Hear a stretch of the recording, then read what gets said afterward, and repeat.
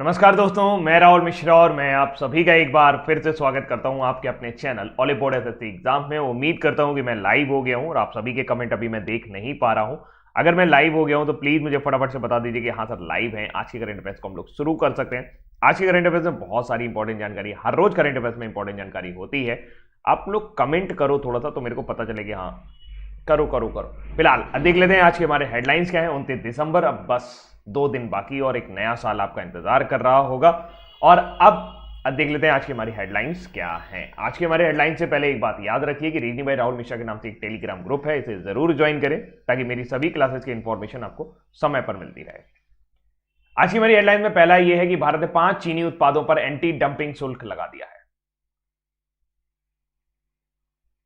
PM Modi ने Kanpur metro rail के पूर्ण खंड का उद्घाटन किया। भारत जनवरी 2022 में यूएनएससी संयुक्त राष्ट्र सुरक्षा परिषद की आतंकवाद निरोधी समिति की अध्यक्षता करेगा। वाइस एडमिरल पुनीत बहल को भारतीय नौसेना अकादमी में कमांडेंट नियुक्त किया गया।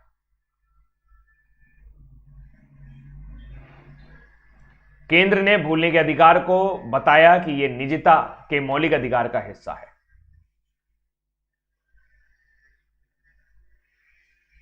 विरल देसाई को पर्यावरण और जलवायु कार्रवाई नागरिक पुरस्कार मिला। ACC appointment committee of cabinet ने नए पदों पर आईएएस अधिकारियों की नियुक्ति की मंजूरी दी। राज्य स्वास्थ्य सूचकांक का चौथा संस्करण नीति आयोग द्वारा जारी किया गया। केरला टॉप पर रहा, जबकि यूपी लीस्ट सबसे स्वस्थ राज्य की श्रेणी में केरला टॉप पर। जापान ने लॉन्च किया एक सैटेलाइट इनमारसैट 6 F1 उपग्रह। इनमारसैट 6 F1 उपग्रह जापान ने लॉन्च किया। CEBR के मुताबिक इंडिया जो है वो 2031 तक विश्व की तीसरी सबसे बड़ी इकोनॉमी बन जाएगा। मध्य प्रदेश में विश्व संगीत तानसेन उत्सव का आयोजन किया गया। 25 से 30 दिसंबर के दौरान इसका आयोजन किया जा रहा है। संजू वर्मा द्वारा लिखी गई पुस्तक the Modi gambit decoding Modi 2.0 एक नई पुस्तक सामने आई। लेखक हैं Sanju Verma. Good morning everyone. Tamil Nadu के मुख्यमंत्री ने शुरू की मिंदम मंजपाई योजना। क्या है मिंदम मंजपाई योजना, समझेंगे हम लोग आज। और अडानी ग्रीन एनर्जी ने जीता है global sponsor of the year का पुरस्कार। Global sponsor of the year के रूप में चुना गया अडानी ग्रीन एनर्जी। अब कर लेते हैं प्रीवियस डे रिवीजन की कल हमने क्या क्या पढ़ा था। कल पीएम मोदी ने हाल ही में 11,000 करोड़ रुपए से अधिक की जल विद्युत परियोजनाओं का उद्घाटन कहां पर किया है, तो वो है हिमाचल प्रदेश। इस बार विजय हजारे ट्रॉफी किसने जीती? इस बार भी विजय हजारे ट्रॉफी, इस बार भी नहीं, इस बार विजय हजारे ट्रॉफी हिमाचल प्रदेश ने तमिलनाडु को हरा करके जीती है। हाल ही में किस देश में इंडिया आउट अभियान चलाया गया? तो हाल ही में इंडिया आउट अभियान आपका चलाया गया मालदीव में। ट्रिंकोमोली ऑयल टैंक फॉर्म डील किस देश के साथ हो रही है? यह भारत और श्रीलंका के बीच में होने वाली एक डील है, ट्रिंकोमोली ऑयल टर्मिनल। अनुकृति उपाध्याय ने जीता है सुशीला देवी पुरस्कार अपनी किस पुस्तक के लिए? उस पुस्तक का नाम है किंतसुगी। किसकी अध्यक्षता में नागालैंड से अफस्पा वापसी जांच के लिए एक पैनल गठन किया जा रहा है? तो वह है हमारे जनसंख्या आयुक्त यानी census commissioner Vivek Joshi, registrar general of India भी। निम्न में से किसे FIA का अध्यक्ष चुना गया है? तो FIA यानी कि फेडरेशन ऑफ इंटरनेशनल ऑटोमोबाइल के अध्यक्ष चुने गए हैं मोहम्मद बिन सुलेम। कहां से हैं? UAE से हैं, संयुक्त अरब अमीरात से। विरोध के बावजूद किस राज्य ने विधानसभा में धर्मांतरण विधेयक आखिरकार पारित कर ही दिया? तो धर्मांतरण विधेयक आखिरकार पारित कर ही दिया है कर्नाटक ने। रक्षा मंत्री ने कहां पर ब्रह्मोस मिसाइल निर्माण इकाई का उद्घाटन किया? तो ब्रह्मोस मिसाइल निर्माण इकाई का एक यूनिट जो है ब्रह्मोस मैन्युफैक्चरिंग यूनिट लखनऊ में लगाया जा रहा है। केंद्र द्वारा 30 जून 2022 तक किसको एक आवश्यक वस्तु घोषित किया गया है? तो सोया को एक आवश्यक वस्तु के रूप में घोषित किया गया है, क्योंकि इसकी कीमतें लगातार घरेलू मार्केट में बढ़ती चली जा रही थी। हाल ही में किस देश ने कृत्रिम बुद्धिमत्ता पर आधारित एक अभियोजक यानी कि प्रोसिक्यूटर लॉन्च किया है? तो कृत्रिम बुद्धिमत्ता पर आधारित जो प्रोसिक्यूटर लॉन्च किया गया है वो है चाइना। कहां पर लॉन्च हुआ है? चाइना में। नोबेल शांति पुरस्कार विजेता आर्क बिशप डेसमंड टूटू का 90 वर्ष की आयु में निधन हो गया। वे किस देश से बिलोंग करते थे? वे आपके साउथ अफ्रीका से बिलोंग करते थे। और अब बारी है आज के करंट अफेयर्स की ओर आपको लेकर चलने की। आज के करंट अफेयर्स सबसे पहली जानकारी आपको जानकर बड़ा अच्छा लगेगा और काफी सारी चीजें भी पता चलेगी। CEBR के मुताबिक भारत कब तक विश्व की तीसरी सबसे बड़ी अर्थव्यवस्था बन जाएगा? अर्थव्यवस्था से जुड़े हुए काफी सारे क्वेश्चन पूछे जाते हैं कि जीडीपी ग्रोथ रेट क्या है, फलाना क्या है, ये क्या है, वो क्या है। तो फिलहाल CEBR के अनुसार हम 2031 तक विश्व की तीसरी सबसे बड़ी अर्थव्यवस्था बन जाएंगे, जबकि चाइना जो है वो 2031 तक विश्व की पहली सबसे बड़ी अर्थव्यवस्था होगा और अमेरिका दूसरे स्थान पर पछड़ जाएगा। और ये ग्रोथ काफी ज्यादा की गई है। जिस डिमोनेटाइजेशन को लेकर के पूरे देश में परेशानी थी, यानी कि जो मुद्रीकरण हुआ था 100 और 500, 1000 और 500 के नोट जो बंद हुए थे, उसको इस रिपोर्ट में काफी ज्यादा महत्ता दी गई है। आइए देखते हैं इस रिपोर्ट को। यूनाइटेड किंगडम के कहां पर? यूनाइटेड किंगडम के centre for economics and business research CEBR, centre for economics and business research ने भविष्यवाणी की है कि भारतीय अर्थव्यवस्था 2031 तक दुनिया की तीसरी सबसे बड़ी अर्थव्यवस्था बन जाएगी। वर्ष 2022 में भारत की विश्व आर्थिक लीग तालिका में अपना छठा स्थान हासिल करने के लिए तैयार है, यानी कि 2021 में हम इस लीग में छठा स्थान हासिल कर लेंगे। वर्ष 2020 में भारत के सकल घरेलू उत्पाद में कोविड-19 महामारी और उसके बाद लॉकडाउन के कारण आर्थिक गतिविधियों पर बाधाओं के कारण 7.3% का संकुचन देखा गया था, यानी कि हमारी जो जीडीपी थी वो 7.3% पर खिसक गई थी। लेकिन फिर भी अगर देखा जाए तो भारत ने अमेरिका और ब्राजील के बाद सबसे बड़ा कोविड-19 संकट झेला और इसके बावजूद भारत की अर्थव्यवस्था जो है वो वापस से खड़ी हो रही है। वार्षिक लीग तालिका ने यह भी भविष्यवाणी की है कि चीन 2030 में अमेरिका से आगे निकल जाएगा, और पहले इसको 2028 किया गया था, फिर बाद में 2030 में अब बोला जा रहा है आगे निकल जाएगा। और 2022 में पहली बार ऐसा होगा जब पूरे विश्व की जीडीपी $100 ट्रिलियन को पार कर जाएगी। पूरे विश्व में $100 ट्रिलियन की जो इकोनॉमी है, जीडीपी जो है वो पार कर जाएगी। इस रिपोर्ट में लिखा गया है कि 2016 का जो डिमोनेटाइजेशन हुआ था उससे भारत को काफी ज्यादा फायदा हुआ, और जो डिसेंट्रलाइजेशन होने वाला है वहां पे एग्रीकल्चर सेक्टर में, जो अब शायद नहीं होगा, इसको भी उन्होंने ध्यान में रख करके इस रिपोर्ट को तैयार किया है।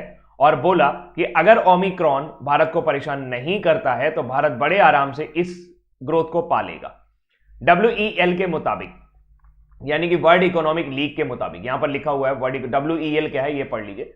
वर्ल्ड इकोनॉमिक लीग, ये टेबल है, वर्ल्ड इकोनॉमिक लीग टेबल है जो है ये फ्रांस द्वारा तैयार की गई है। इसके मुताबिक क्या है? इसके मुताबिक यह है कि भारत की प्रति व्यक्ति जो घरेलू उत्पाद है, यानी कि जो जीडीपी है प्रति व्यक्ति, वो $7,314 है, जिसकी वजह से भारत एक निम्न मध्यम आय वाले देश के रूप में वर्गीकृत होता है। और Q2 2020 में दूसरे क्वार्टर के दौरान, यानी कि दूसरी तिमाही के दौरान भी साल दर साल 20.1% की वृद्धि हमने हासिल की। घातक दूसरी लहर के बावजूद हमारा 8.4% का आंकड़ा रहा, और इस तरीके से 2021 में जो हमारी अर्थव्यवस्था बढ़ने वाली है वो 8.5% के अनुमान से बढ़ने वाली है। तो ये 8.5% किसने दिया अनुमान हमारी जीडीपी का? ये 2021-22 के लिए दिया गया है कि 2021 के बाद से अब हम लोग जो उत्पादन का स्तर होगा वो 8.5% के हिसाब से बढ़ेंगे। अभी हाल ही में कई सारे आंकड़े जारी किए गए, मैं एक एक करके आपको सारे आंकड़े दिखाऊंगा, लेकिन सबसे पहले ये देखिए कि वर्तमान समय में भारत जो है वो 7वें नंबर पर विश्व की अर्थव्यवस्था में है। 2022 तक हम छठे में पहुंच जाएंगे, 2026 तक हम 5वें में पहुंच जाएंगे, और 2031 तक हम तीसरे नंबर पर पहुंच जाएंगे, और 2036 तक हम तीसरे नंबर पर ही रहेंगे। जबकि पहले नंबर पर चलने वाला अमेरिका 2022 में भी पहले नंबर पर रहेगा, 2026 में भी पहले नंबर पर रहेगा अगर इसी ग्रोथ को देखा जाए। लेकिन 2031 में उसको चीन पछाड़ देगा और चीन पहले नंबर पर पहुंच जाएगा 2031 में। चाइना की अर्थव्यवस्था अभी दूसरे नंबर पर चल रही है, जापान की अर्थव्यवस्था अभी तीसरे नंबर पर चल रही है, जर्मनी अभी चौथे नंबर पर चल रहा है, यूके 5वें नंबर पर चल रहा है, छठे स्थान पर फिसलने के लिए तैयार हो रहा है, और फ्रांस जो छठे स्थान पर चल रहा है 7वें स्थान पर फिसलने वाला है। अगले साल ही हम उसको पूरी तरह से पछाड़ देंगे। तो ये वर्ल्ड इकोनॉमिक लीग टेबल जारी की गई है, जिसमें बताया गया है कि 191 कंट्रीज में से, यानी 191 देशों में से भारत जो है वो 2031 तक हर हाल में आपका दुनिया की तीसरी अर्थव्यवस्था बन जाएगा। जीडीपी के आंकड़े देख लेते हैं, क्लियर पॉइंट आप ऐसे ही कर लीजिए आज यहां पर। जीडीपी के आंकड़े अभी क्या कहते हैं, अभी हाल ही में फिक्की ने एक सर्वे कराया था, इकोनॉमिक आउटलुक सर्वे 2021-22 के मुताबिक भारत का जीडीपी फिक्की के अनुसार 9.1% रहने वाला है। यह डायरेक्ट आंकड़ा पूछा जाता है कि फिक्की के मुताबिक भारत की जीडीपी 2021-22 में कितनी रहने वाली है। इसके अलावा वर्ल्ड बैंक ने भी अपने रिपोर्ट को संशोधित किया। पहले उन्होंने भारत के लिए 2021-22 का जो आंकड़ा था वो 10.1% बताया था, बाद में उसे डिक्रीज करके 8.3% कर दिया। बाद में उसे डिक्रीज करके कितना कर दिया है, यानी अब वर्ल्ड बैंक के मुताबिक 2021-22 में भारत की जो जीडीपी है वो 8.3% के रेट से ग्रोथ करेगी। आरबीआई के मुताबिक भारत का जीडीपी जो है वो 9.5% के मुताबिक से ग्रोथ करेगा। 2021-22 के ही सारे आंकड़े बता रहा हूं मैं आपको। फिच जो एक रेटिंग एजेंसी है उसके मुताबिक भारत की जीडीपी 8.4% से ग्रोथ करेगी। गोल्डमैन सैच्स के मुताबिक, गोल्डमैन सैच्स भी एक रेटिंग एजेंसी है, गोल्डमैन सैच्स के मुताबिक भारत का जो रैंकिंग है, भारत का जो जीडीपी है वो 9.1% से ग्रोथ करेगा। नासकॉम के मुताबिक आपका 8.5% से ग्रोथ करेगा। और एडीबी, एशियन डेवलपमेंट बैंक के मुताबिक भारत का जो जीडीपी है वो 7.5% से ग्रोथ करेगा। पहले इन्होंने भी 10% बताया था, बट बाद में उस आंकड़े को कम करके अभी हाल ही में रिवाइज कर दिया है, 7.5% उसको कर दिया है कि 2021 में तो चलो आप 10% ले लोगे, लेकिन 2022 आपका थोड़ा सा मुश्किल जाने हुआ है, 7.5% है। इन सभी आंकड़ों को आप कहीं पर नोट कर लीजिए और इतनी ही आपके लिए इंपॉर्टेंट रहेंगे, इनको आप गौर से देखते रहिए। आईएमएफ का आंकड़ा काफी पुराना है, अभी नया आया नहीं है, जैसे ही आ जाएगा तो मैं आपको बता दूंगा। फिक्की का जो है 9.1%, वर्ल्ड बैंक का 10.1%, आरबीआई का 9.5%, डब्ल्यूईएल का 8.5%, फिच का 8.4%, गोल्डमैन का 9.1%। ये सब जीडीपी के क्या है, अनुमान है। ठीक है, बिल्कुल लग सकता है सर इतना डाटा कैसे लर्न होगा, बिल्कुल नहीं याद करना है इतना डाटा। आपको सिर्फ एक आंकड़ा याद करना है। आंकड़े का मतलब अगर आप गौर से देखें तो ऑलमोस्ट सभी के जो आंकड़े, देखिए अभी 2-3 मैं आपको कैसे याद कराता हूं, कैसे याद किया जाता है इस तरह के आंकड़े को। जहां पे अगर आप देखें तो ऑलमोस्ट सारा आंकड़ा 9 के आसपास का है।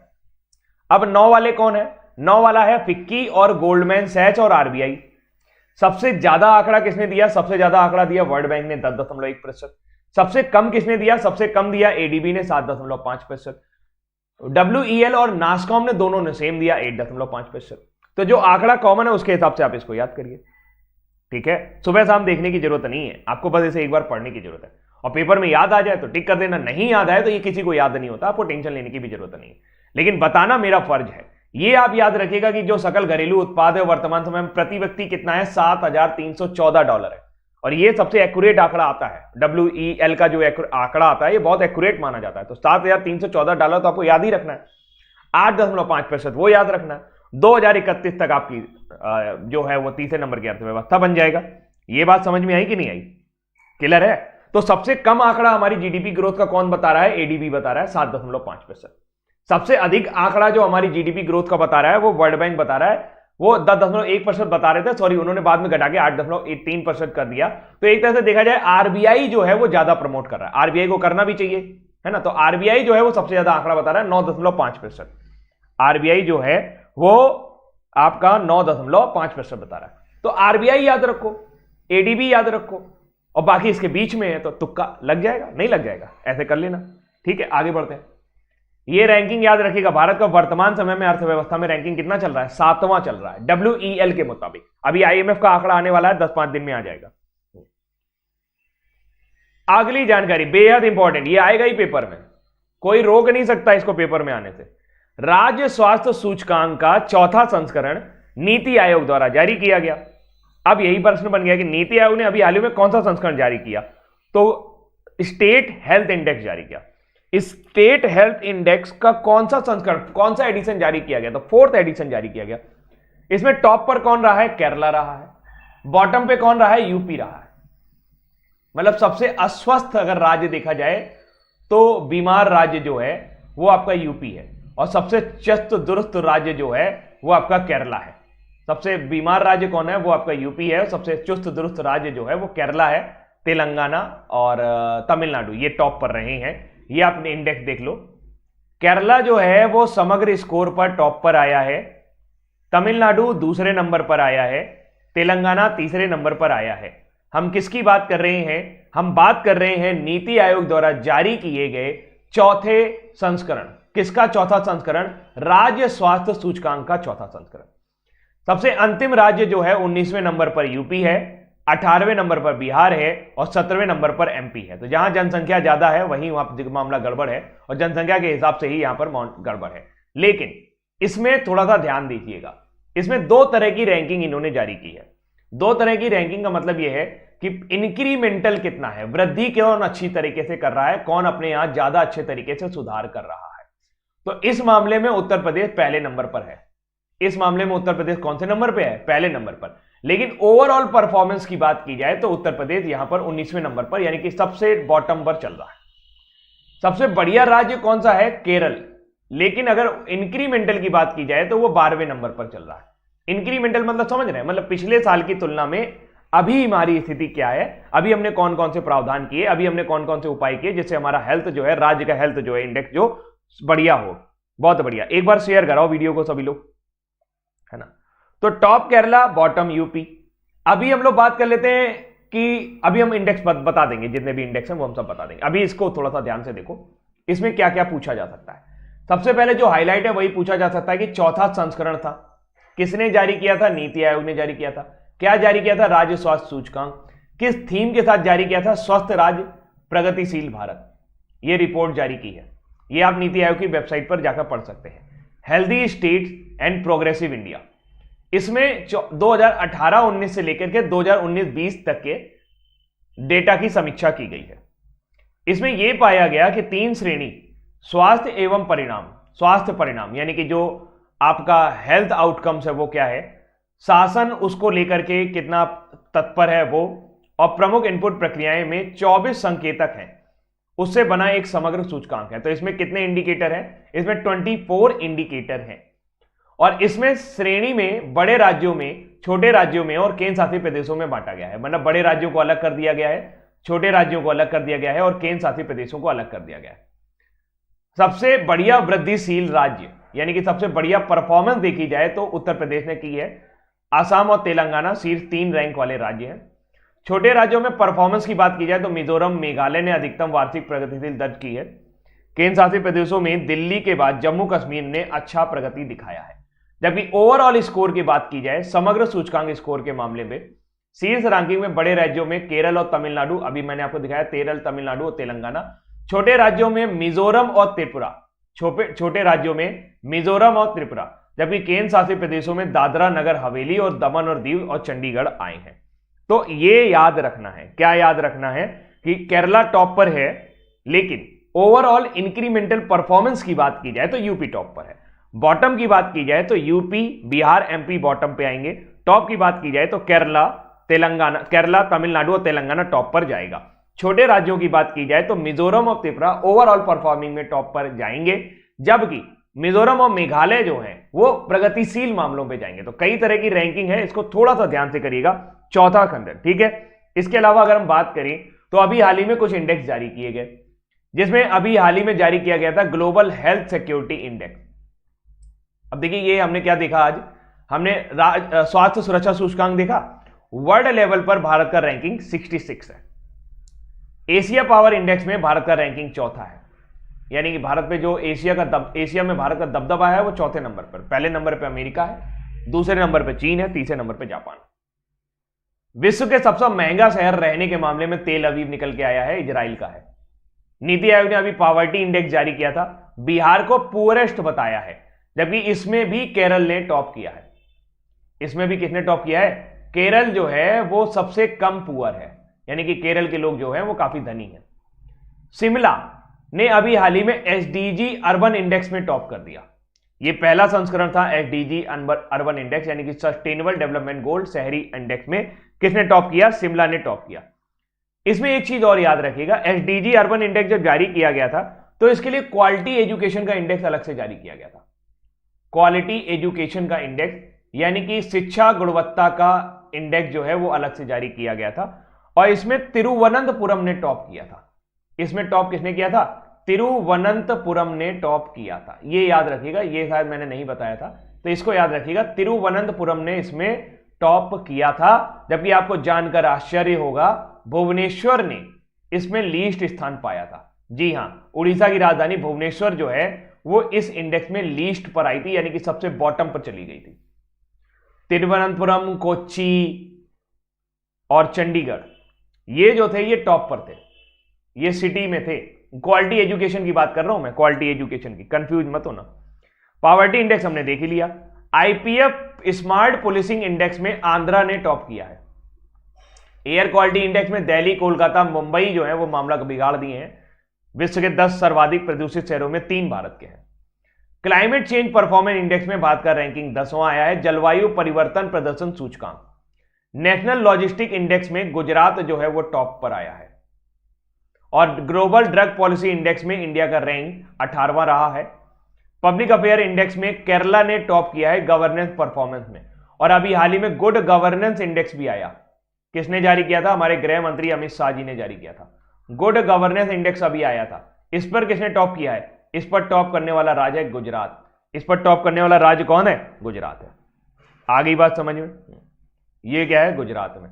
कर्नाटक ने स्टेट एनर्जी एफिशिएंसी इंडेक्स 2020 में टॉप किया है। देखो, जिसको पढ़ना है पढ़ो चुपचाप, जिसको नहीं पढ़ना चुपचाप निकल जाओ बिना बकवास किए। कर्नाटका ने टॉप किया है स्टेट एनर्जी एफिशिएंसी इंडेक्स। जो स्लाइड तुम्हारे पास है ना, इसको बनाने में ही कम से कम 1 घंटा लगता है। 4 जगह वेबसाइट पे जाना पड़ता है, 4 जगह डेटा का लगना पड़ता है, तब जाके एक प्रोजेक्ट प्रिपेयर होती है। और इस मेहनत का तुमको कोई मोल नहीं है, तुमको सिर्फ आना है, बकवास करना है, क्योंकि फ्री की बच्चियां मिल रही है, आराम से फ्री में मिल रहा है। कोई भंडारे खाना क्या होता है, उसको फेंको इधर उधर, वो वाली स्थिति बना रखी है तुम लोगों ने। अरे पढ़ने में ढंग से मन लग जाए ना, तो जो बताता हूं उतने में ही काम हो जाएगा, कहीं और जाने की जरूरत नहीं पड़ेगी। लेकिन तुम्हारी आदत है भटकने की, क्योंकि जब पढ़ाया जा रहा है तो पढ़ना नहीं है, फालतू की बकवास करनी है। सुबह सुबह मूड मत खराब करो मेरा। रात भर जागा हूं, बैठ के करंट अफेयर्स बनाया हूं। इंडिया जो है वो 79 रैंकिंग पे है world justice project rule of law index में। वर्ल्ड टैलेंट रैंकिंग रिपोर्ट में इंडिया का रैंकिंग 56 है। और ग्लोबल फूड सिक्योरिटी इंडेक्स में इंडिया का रैंकिंग 71 है। अभी ये स्लाइड हटा दूंगा, पूछूंगा एक रैंकिंग नहीं बता पाओगे।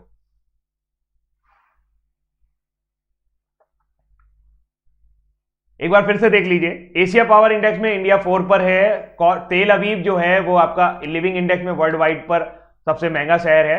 अहमदाबाद जो है वो चीपेस्ट शहर है। अहमदाबाद चीपेस्ट शहर आया था इसमें। अहमदाबाद जो है वो विश्व में सूची में सबसे सस्ते शहरों में से एक था। अब तुमको पीडीएफ नहीं मिल पा रहा, पीडीएफ हर रोज पढ़ता है यार, बोले हैं ड्राइव लिंक सेव कर लो अपने पास। अगला जानकारी, भारत कब यूएनएससी की आतंकवाद निरोधी समिति की अध्यक्षता करेगा? जैसा कि आप सभी को पता है कि वर्तमान समय में भारत यूएनएससी का अस्थायी मेंबर के रूप में सदस्य है। और अगस्त माह में भारत ने इसकी अध्यक्षता भी की थी। अगस्त माह में क्या किया था? भारत जो था वो इंडिया जो था वो यूएनएससी का सिक्योरिटी काउंसिल का अध्यक्ष बना था। एक्चुअल में यूएनएससी में 15 सदस्य होते हैं, जिसमें से 5 परमानेंट होते हैं और 10 नॉन परमानेंट होते हैं। तो भारत वर्तमान समय में नॉन परमानेंट के लिए 2 साल के कार्यकाल के लिए चल रहा है, 2021 से लेकर 2023 तक। और दिसंबर 2022 में हमारे पास अध्यक्षता फिर से आएगी। एक्चुअल में इन 15 सदस्यों के बीच में ये जो अध्यक्षता है ये रोटेट होती रहती है। लेकिन यहां पर बात यूएनएससी की अध्यक्षता की नहीं हो रही है। यहां पर जो बात हो रही है वो है आतंकवाद निरोधी समिति की अध्यक्षता। अब इस अध्यक्षता करने से भारत को फायदा क्या होगा? भारत पाकिस्तान के ऊपर थोड़ा सा आतंकवाद संबंधी मुद्दों पर दबाव बना सकता है। इवन चीन पर भी चीन की सीमा रेखा पर भी जो आतंकवाद पनप रहा है उस पर भी दबाव भारत बना सकता है। तो फिलहाल इसकी जो अध्यक्षता करने वाला है भारत, वो करेगा जनवरी 2022 में। कब करेगा? जनवरी 2022 में आतंकवाद निरोधी समिति यानी यूएनएससी एंटी टेररिज्म कमेटी की गठित करेगा। ठीक है, याद रखिएगा। भारत 10 साल बाद यानी जनवरी 2022 में संयुक्त राष्ट्र सुरक्षा परिषद की आतंकवाद निरोधी समिति की अध्यक्षता करने वाला है। और यह संकल्प जो है 1373 में के तहत इस समिति का गठन किया गया था। अगर हम बात करें तो संयुक्त राष्ट्र महासभा के 74वें सत्र के दौरान भारत को वर्ष 2021 और 22 की अध्यक्ष के लिए अस्थायी सदस्यता के लिए चुना गया था। भारत का 2 वर्षीय कार्यकाल 1 जनवरी 2021 से शुरू हुआ। कब शुरू हुआ? 1 जनवरी 2021 से। संयुक्त राष्ट्र सुरक्षा परिषद में कितने सदस्य हैं? 15 सदस्य हैं, जिसमें से 3 जो हैं वो मेन है, जैसे चीन, फ्रांस, रूस, ब्रिटेन और अमेरिका। भारत लगातार स्थायी मेंबरशिप के लिए कोशिश कर रहा है। लेकिन अब इसमें दिक्कत यह हो जाती है कि चीन अड़ंगा लगा देता है।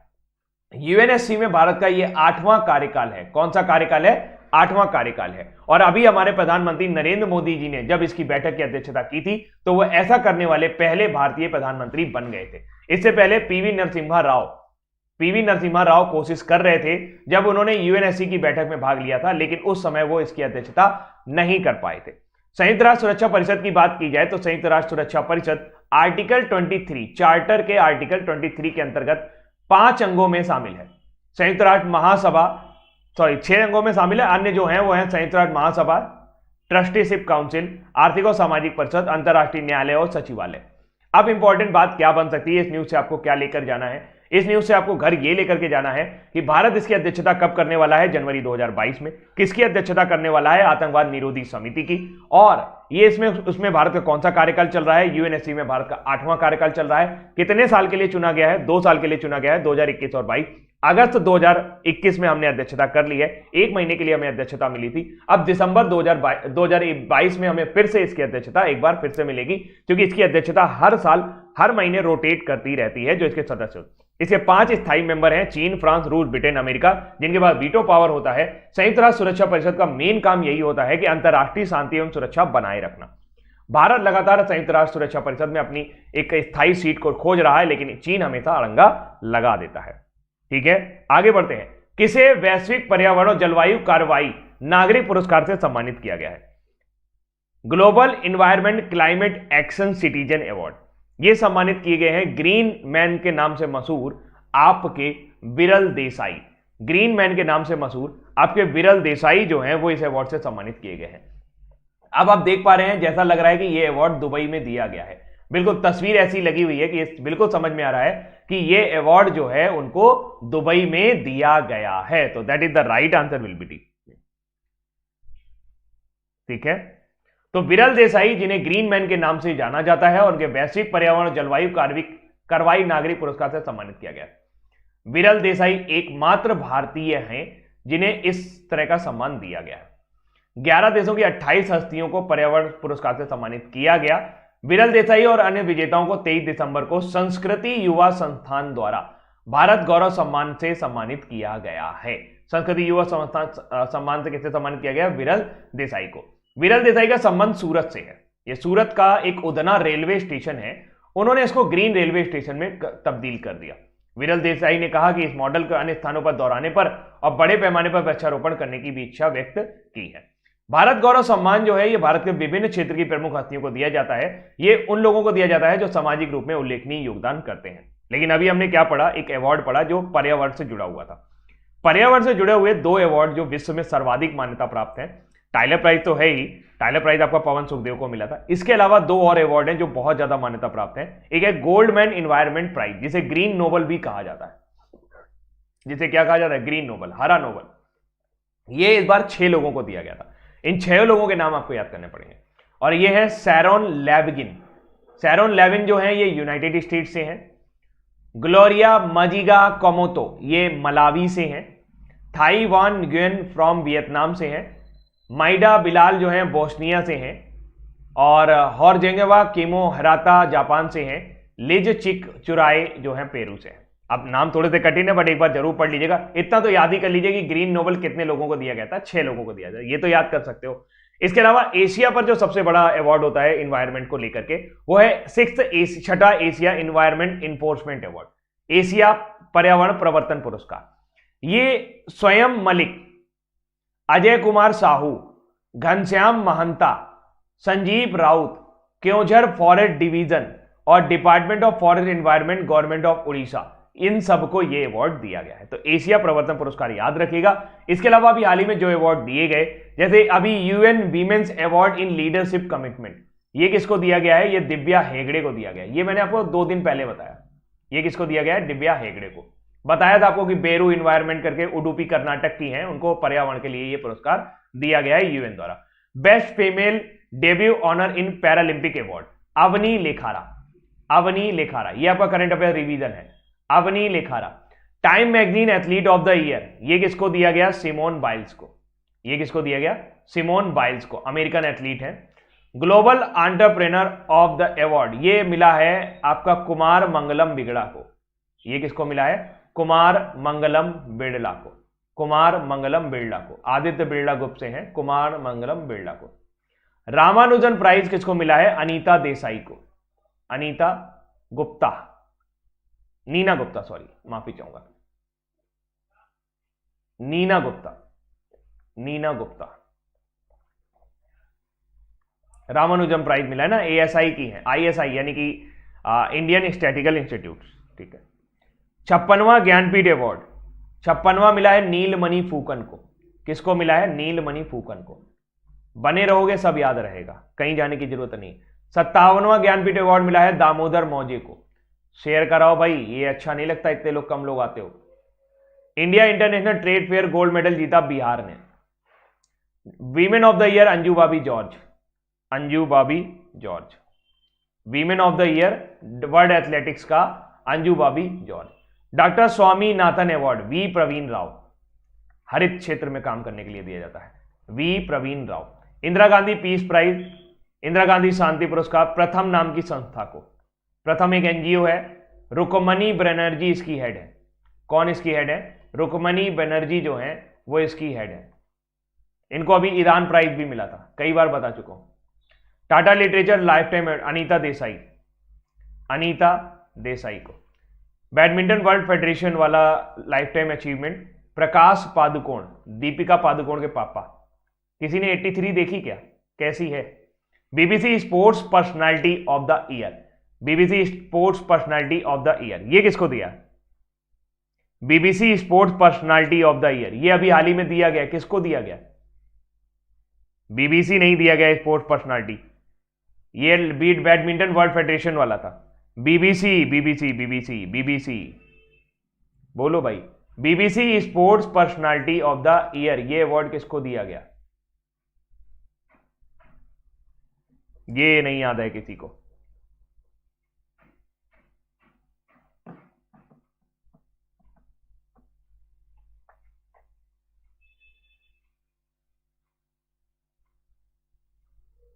बीबीसी प्रवीण राव को दिया गया है। हाँ, एमा राधा कानू कहां की हैं?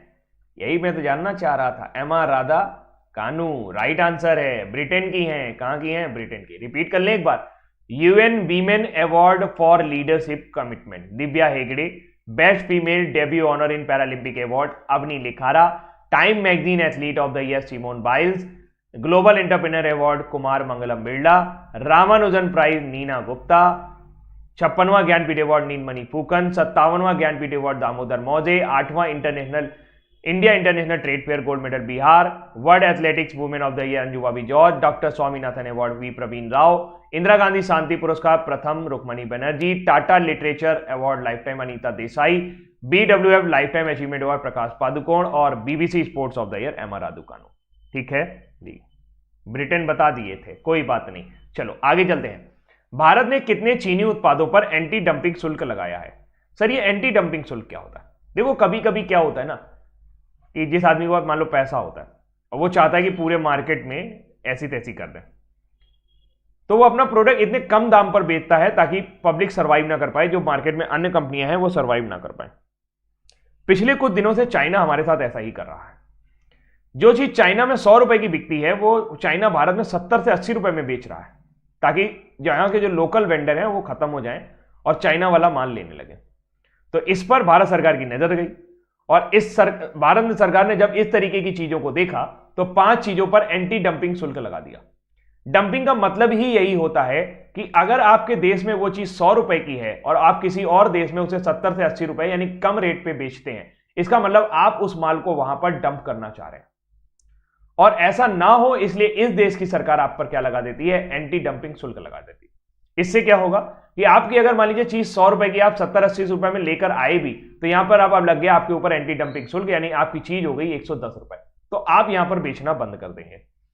तो ऐसा भारत ने क्यों किया? क्योंकि लोकल लेवल पर चाइना जो है इलेक्ट्रॉनिक्स मार्केट में खासकर एल्युमिनियम, हाइड्रोफ्लोरोकार्बन R32 जिसे फ्रेयान गैस वगैरह बनाई जाती है, सिलिकॉन सीलेंट, सोडियम हाइड्रोसल्फाइड और हाइड्रोफ्लोरन कार्बन मिश्रण के उत्पादों पर यह शुल्क लगाया गया है। और यह शुल्क इसलिए लगाया गया है ताकि जो आयात हो रहा है, जो बाहर से माल यहां पर आ रहा है, आयात मतलब आना, निर्यात मतलब जाना, आयात मतलब आया और निर्यात मतलब गया, तो भारत ने स्थानीय निर्माताओं को सस्ते आयात से बचाने के लिए एंटी डंपिंग शुल्क लगा दिया है कि अब तुम करो नौटंकी।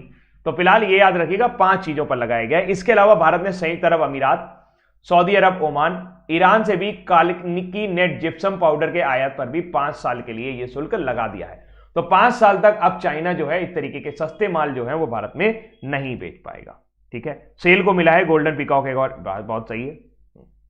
ठीक है, अब देखो होता क्या है ना कि कुछ चीजें हम करते हैं, कुछ चीजें वो करते हैं।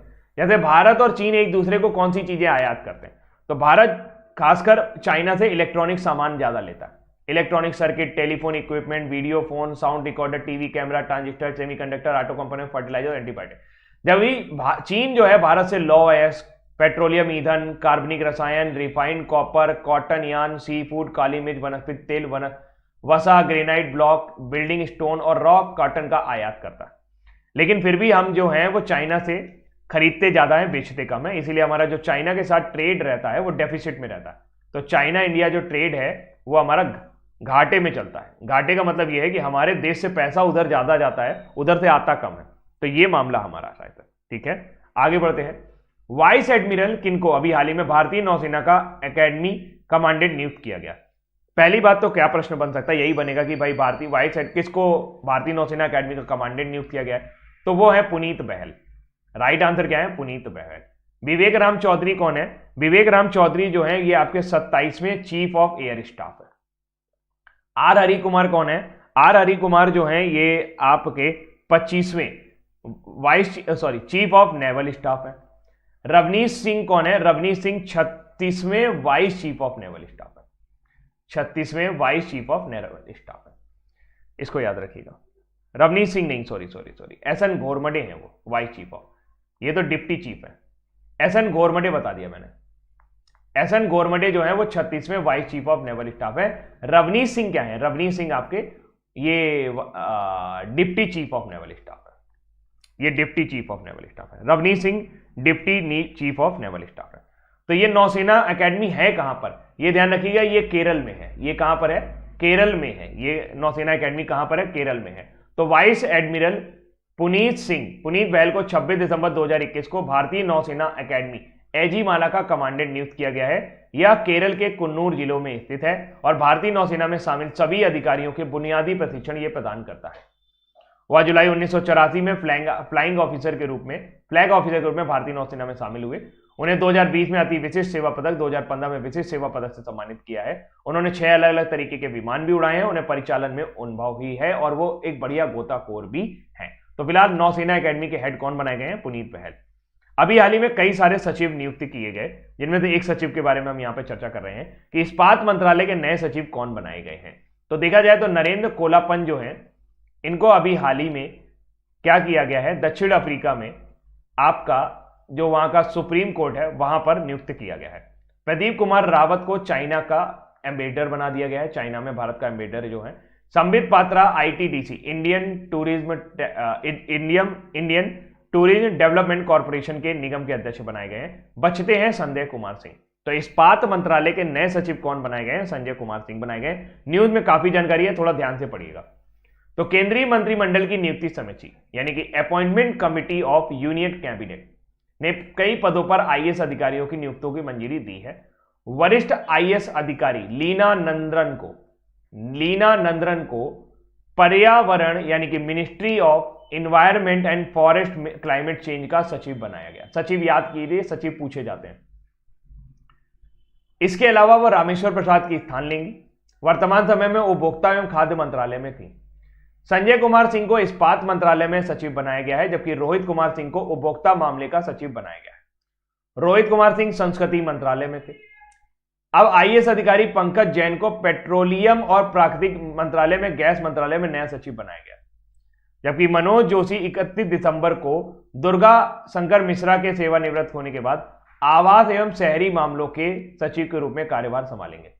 वरिष्ठ अधिकारी भरत लाल को लोकपाल का सचिव बनाया गया है। The most important is Bharat Lal. सबसे इंपॉर्टेंट भरत लाल है, इनको याद रखिएगा। इन्हें लोकपाल का सचिव बनाया गया है। भारत के पहले लोकपाल कौन है? भारत के पहले लोकपाल कौन है? पीसी घोष। पीसी घोष, पिनाकी चंद्र घोष जो है वो भारत के पहले लोकपाल हैं, इनको याद रखना। सबसे इंपॉर्टेंट मैंने बताया कि यही है लोकपाल वाले। संजय कुमार सिंह याद रखिएगा, इस्पात मंत्रालय है। और यहां पर खाद्य मामले उपभोक्ता मामलों का जो बनाया गया है वो किसको बनाया गया, कहां गया, हाँ ये रोहित कुमार सिंह, यहीं पर लिखा हुआ है, रोहित कुमार सिंह जो है ये उपभोक्ता मंत्रालय के सचिव बनाए गए हैं। केंद्र ने किस अधिकार को निजता के मौलिक अधिकार का हिस्सा माना है? ये कैसा प्रश्न हुआ था? देखिए, कई समय से कई जगह पे कानून है कि मान लीजिए आपका कोई डेटा कहीं पर पड़ा हुआ है, या मान लीजिए आपको कोई सजा हुई, या आपने कोई कांड कर दिया, या आपका कोई भी किसी भी तरीके का डेटा कहीं पर भी पड़ा हुआ है, नेट पर कहीं पड़ा हुआ है, तो ऐसे में आप चाहते हैं कि वो डेटा वहां से हटा दिया जाए।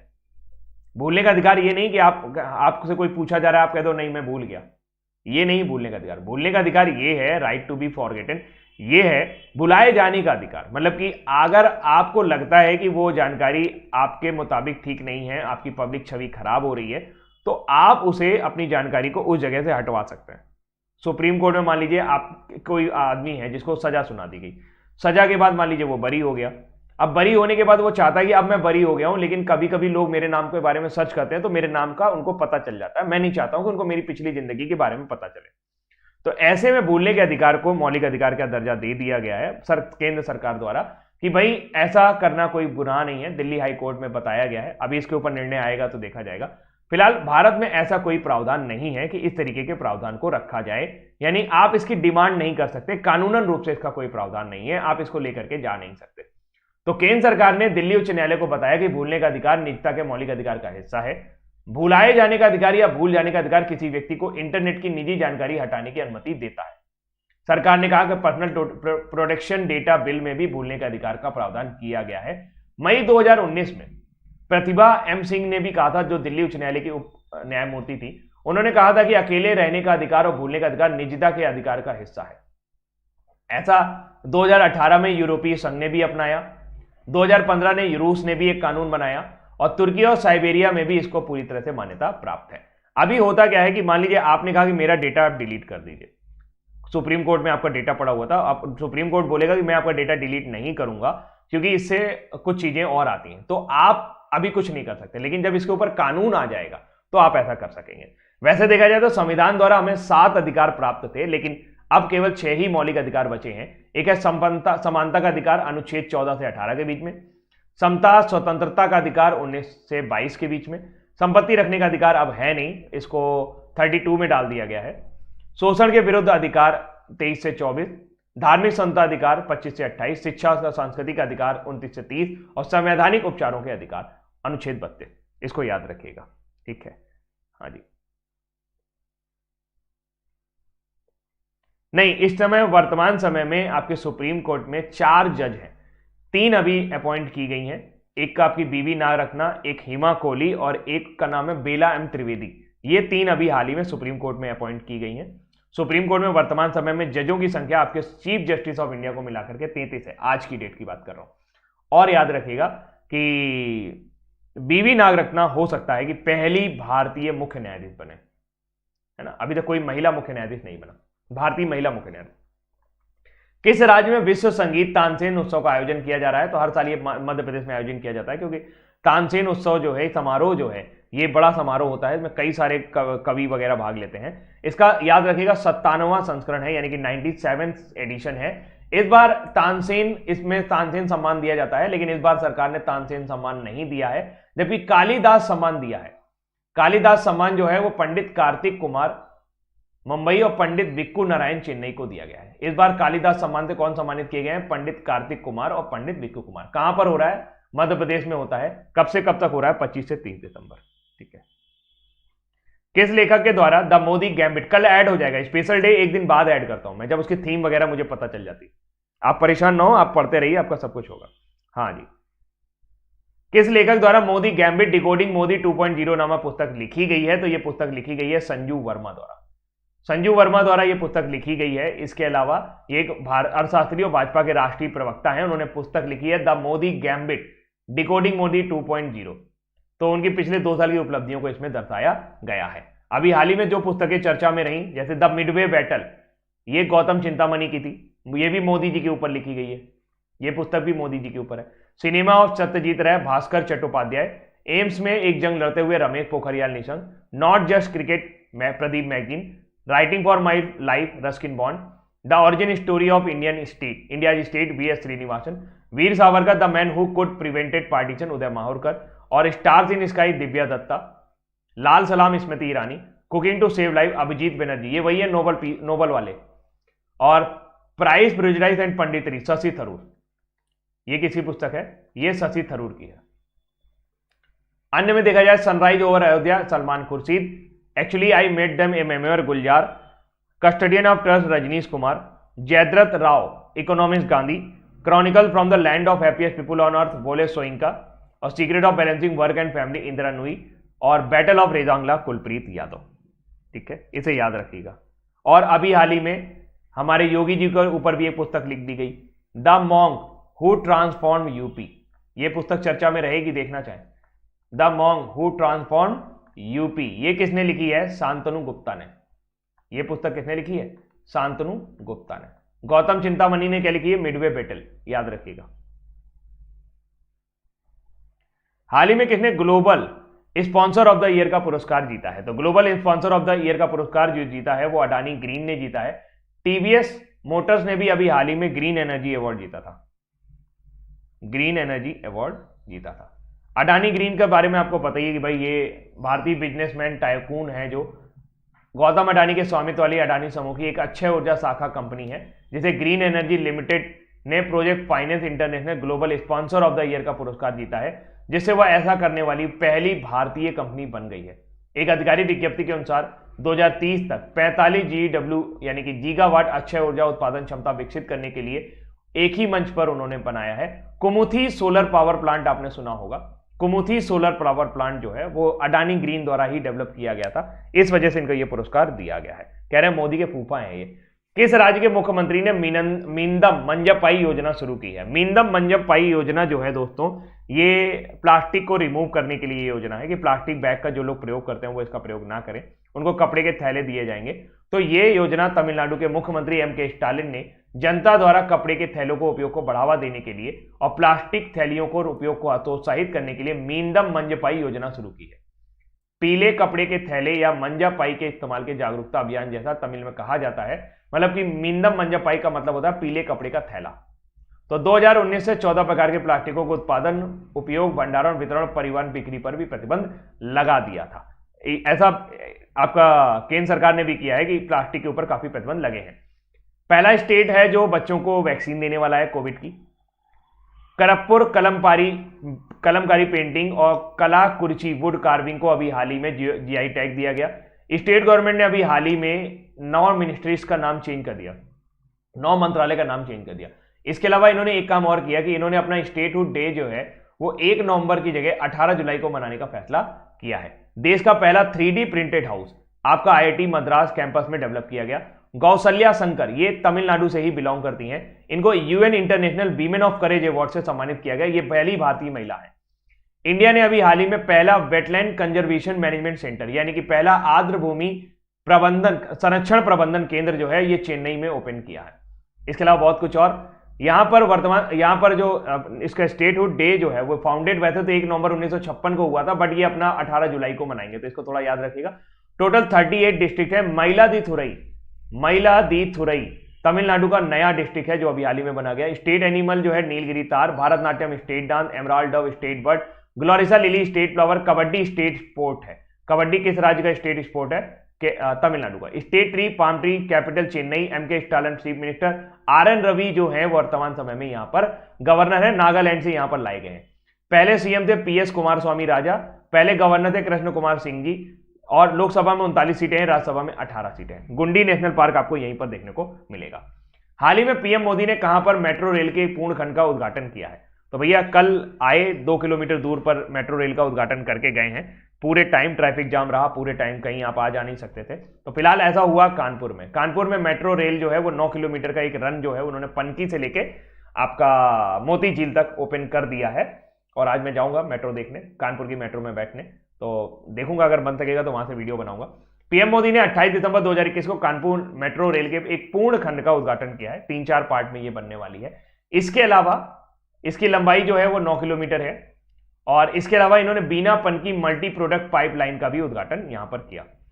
बीनापन की मल्टी प्रोडक्ट पाइपलाइन का जो बीना रिफाइनरी से कानपुर में पनकी तक फैली हुई है, ये एक 356 किलोमीटर लंबी परियोजना है। इसकी क्षमता लगभग 3.45 मिलियन मीट्रिक टन प्रतिवर्ष है। इसे 1500 करोड़ रुपए से अधिक लागत से बनाया गया है। इसके अलावा आईआईटी कानपुर में भी रहे, 54वें दीक्षांत समारोह में भी रहे। ठीक है, तो फिलहाल उम्मीद करता हूं कि आपको करंट अफेयर्स आज के पसंद आए होंगे। वन लाइनर 1-2 दिन से नहीं आ पा रहे हैं, जैसा कि मैंने आपको बताया कि जो साथी है मेरा, मतलब जो काम करता है मेरे साथ करंट अफेयर्स पे, वो बीमार चल रहा है और उसको काफी घातक बीमारी हुई है, उसको ट्यूबरकुलोसिस हुआ है। तो अब मैंने कहा तुम अभी 2-3 दिन आराम करो, मैं काम चला लूंगा। ठीक है।